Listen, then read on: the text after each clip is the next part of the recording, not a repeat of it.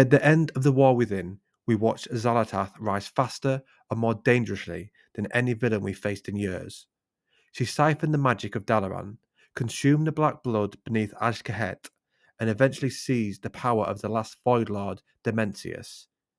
Midnight begins with her return to Azeroth, but she doesn't come quietly. A massive void storm tears open the sky, a swirling vortex of shadow and chaos. Xal'atath leads an army known as the Devouring Host straight towards the Sunwell, determined to extinguish the light entirely and bring about her midnight. He said it! He said it! For the Blood Elves, this is the greatest threat they've faced since the Scourge.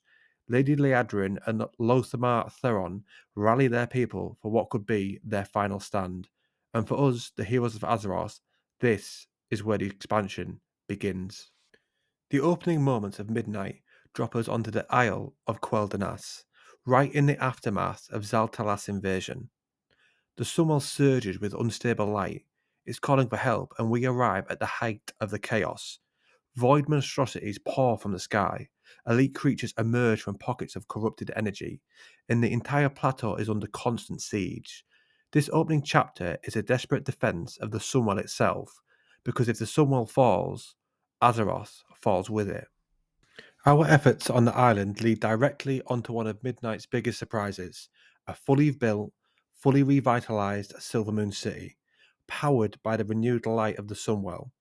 Silvermoon has been completely reworked, not just visually, but structurally. The city is larger, brighter, more alive, and filled with new areas like the Sanctum of Light and the Garden of Remembrance. For the first time, both Alliance and Horde can operate inside the city, with shared services like trainers, vendors, and even an auction house. But about a third of Silvermoon remains Horde only, and Alliance players who wander in will be attacked on sight. In a modernised capital city, finally brought up to the scale it deserves. Outside the city walls, Eversung Woods has undergone enormous change.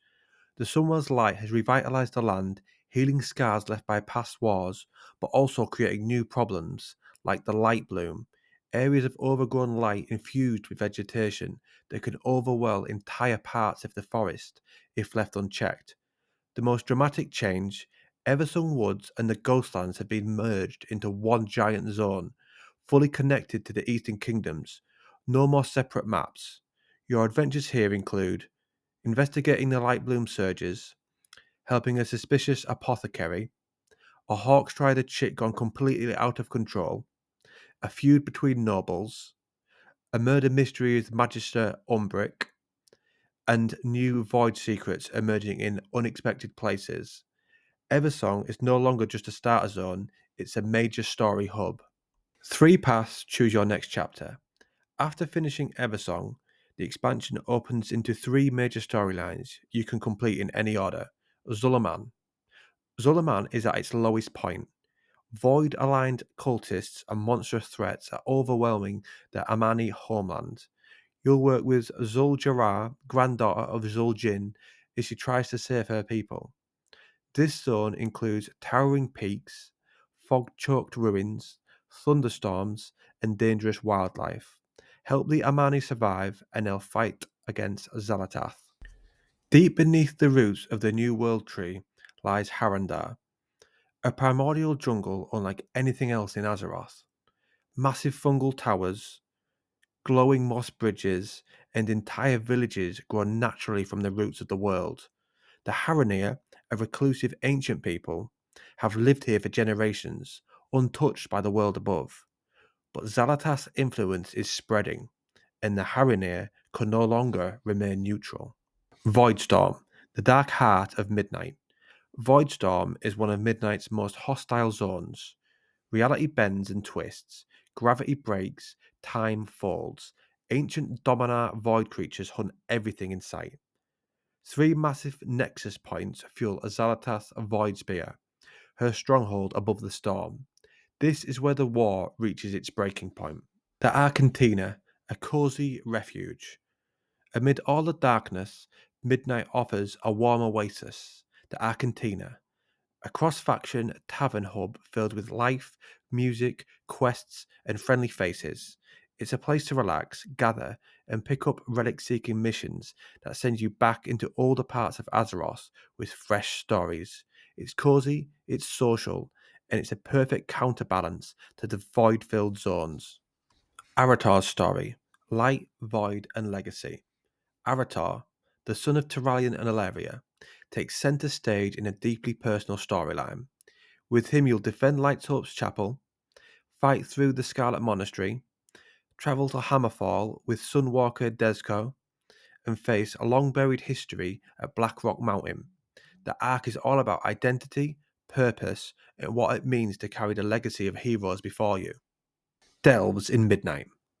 Delves return with 10 completely new adventures, including Parhelion Plaza, a defense-focused delve on Quel'Danas, where you command light artillery and fight through pocket dimensions. Your new companion is Valeria Sanguinar, who can act as DPS, healer, or tank, depending on your needs, each with unique abilities and buffs. Dungeons. Midnight launches with 8 new dungeons. The standout is Windrunner Spire, a full dungeon built inside the ancestral home of the Windrunner family. You'll face Emberdawn, a territorial dragonhawk, the Derelict Duo, a banshee and her abomination, Commander Krolok, the orc who killed Lirith Windrunner, and the Restless Heart, a manifestation of the sisters' conflict. Alongside this, we have Magister's Terrace, Murder Row, Den of Naralak, Mizara Caverns, Blinding Veil, Voidscar Arena, Nexus Point Zenith, and you can say that's a solid and varied lineup right there. Raids. Midnight features 3 raids: the Void Spire, 6 bosses inside the heart of Xal'atath's power, the Dream Rift, a hunt for an undreamt god, something that should never have existed, and the March on Quel'Danas, featuring a void-corrupted phoenix named Bello Ren. The Devourer, the new Demon Hunter spec. A brand new specialization for Demon Hunters, the Devourer. A mid-range hybrid fighter using a summonable Void Scythe. Abilities include Void Ray, Collapsing Star, Reap, Vengeful Retreat combos, and Void Metamorphosis, which grows stronger the more you feed it. Fast, chaotic, and aggressive. Harinir. The Harinir join the fight as the new allied race. They are primordial hunters connected deeply to the organic magic of Harandir. Their racial ability lets them travel along the roots of the world to any world tree. They can play warrior, hunter, rogue, priest, shaman, mage, warlock, monk, and druid, with new druid forms inspired by the glowing fungal aesthetic of their homeland. Prey, the new challenge system. Prey is an opt-in open-world challenge mode run for Murder Row in Silvermoon. You pick targets, track them, and get ambushed anywhere in Midnight's world. There are 3 difficulties: normal, hard, and nightmare. Torments add modifiers like lethal spirits, AoE hazards, or time pressure mechanics. Rewards include cosmetics, mounts, titles, and housing items. It's unpredictable, dangerous, and perfect for players who want more challenge. Housing, the biggest new feature. Midnight introduces full player housing, and Blizzard went all in. Hundreds of decorations, die system, floor plans, multi-story building, stackable rooms, exterior decorations and customization, advanced mode for precise editing, crafting from all professions, gathering lumber for decor, neighborhoods where you can explore other players' homes, private guild and public neighborhoods, monthly neighborhood endeavors. At launch, there are 4 full architectural styles: Orc, Human, Blood Elf, and Night Elf. Midnight is shaping up to be one of the most ambitious expansions Warcraft has seen. From massive zone redesigns to housing, to new systems, a new spec, a new race, and some of the strongest storytelling Blizzard has delivered in years. Granted, that's not all difficult. The Worldsoul Saga is only getting darker, and Xal'atath is far from finished. There's still a lot more coming as Blizzard continues to reveal new details, and I'll be covering all of it, from lore to gameplay updates to anything new they drop as we get closer to launch. So if you've enjoyed this breakdown, let me know in the comments down below. And if you want to support the channel, dropping a like or subscribing really does help the video reach more people. Thanks for watching.